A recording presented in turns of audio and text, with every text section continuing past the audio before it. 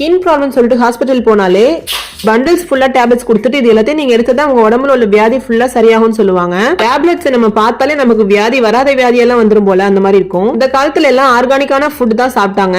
நம்மளும் அதே மாதிரி ஃபுட்டையே ஃபாலோ பண்ணுவோம். இந்த மாதிரி நம்ம வறுத்து எடுத்தாச்சுங்க. சோ நம்ம வதக்கி வச்சிருக்க எல்லா இன்கிரீடியன்ட்டும் நல்லா வதங்கி வந்துருச்சு. இது நல்லா ஆற விட்டுட்டு மிக்ஸி ஜார்ல போட்டு சட்னிக்கு தேவையான அளவு உப்பு ஆட் பண்ணி இதை மிக்ஸில பிளெண்ட் பண்ணி எடுத்து வந்துடலாம். நல்லா கோர்ஸா இல்லாம ஃபைனா பிளெண்ட் பண்ணி எடுத்து வந்துடலாம். பிளெண்ட் பண்ணி எடுத்து வந்தாச்சு பாருங்க. இந்த மாதிரி கிரீமியா இருக்கணும்.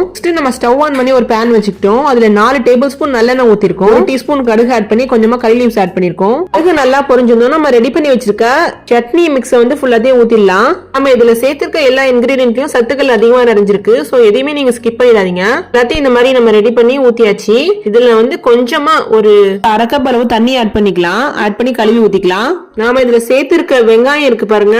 பல்லாரி வெங்காயம் தான் எடுத்திருக்கோம். நீங்க சின்ன வெங்காயம் கூட தாராளமா ஆட் பண்ணி செய்யலாம். சின்ன வெங்காயம் ஆட் பண்ணி செய்யும் போது டேஸ்ட் வைஸ் ரொம்பவே நல்லா இருக்குங்க. இன்னொன்னு என்னன்னா சின்ன வெங்காயம் உடம்புக்கு ரொம்பவே நல்லதுங்க. நம்ம வந்து பாரம்பரிய உணவு முறையை ஃபாலோ பண்ணா மட்டும் தான் நம்ம உடம்புல எந்த ஒரு வியாதியும் வராதுங்க. தாளிக்கும் போது நல்லெண்ணெய் ஊத்தி தாளிச்சு விட்டுருங்க இல்லையா. சோ நல்லெண்ணெய் பாத்தீங்கன்னா கொஞ்சம் அதிகமான குவான்டிட்டி தான் ஆட் பண்ணி தாளிச்சு விட்டுருக்கோம். நல்லெண்ணெய் வந்து சேர்த்துக்கிறதுனால உடம்புக்கு ரொம்பவே நல்லதுங்க. உணவுல அதிகமா நல்லெண்ணெய் சேர்த்துக்கணும். நம்ம வந்து ஃபுல்லா மிக்ஸ் பண்ணி எடுத்தாச்சு. இந்த மாதிரி இது நல்லா கொதிக்கிட்டோம். ஸ்டவ் வந்து லோ ஃபிளேம்ல வச்சுதாங்க செய்யணும். ஏன்னா உங்களுக்கு அடி பிடிச்சிரும். சட்னி பாத்தீங்கன்னா ஃபிளேவர் ரொம்பவே நல்லா இருக்குங்க.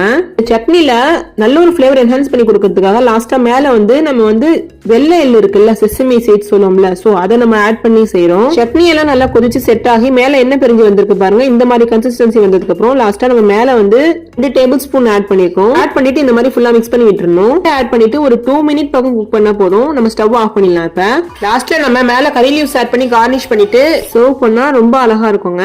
டேஸ்ட் வைஸ் பாத்தீங்கன்னா ரொம்ப நல்லா இருந்துச்சு. சோ இந்த வேர்க்கடலை எள்ளு சட்னியை கட்டாயத்துல ட்ரை பண்ணி பாருங்க. உங்க குழந்தைங்கன்னா கேட்டு வாங்கி சாப்பிடுவாங்க. டேஸ்ட் வைஸ் ரொம்ப நல்லா இருக்குங்க. இந்த வேர்க்கடலை எள்ளு சட்னி வந்து இட்லிக்கு மட்டும் இல்லங்க, தோசைக்கு வெரைட்டி தோசையில ராகி தோசை, கம்பு தோசை, அடை தோசை, ரவா தோசை, மில்லட் தோசை, இப்படி எக்கச்சக்க வெரைட்டி தோசைக்கு நல்ல காம்போவா இருக்க போகுதுங்க. கண்டிப்பா ட்ரை பண்ணி பாருங்க. உங்களுக்கு ரொம்பவே பிடிக்கும். வீட்டுல பசங்க இருந்தாங்கன்னா கட்டாயம் செஞ்சு கொடுங்க. இட்லியும் ரொம்ப சாஃப்டா வெந்து வந்துச்சு.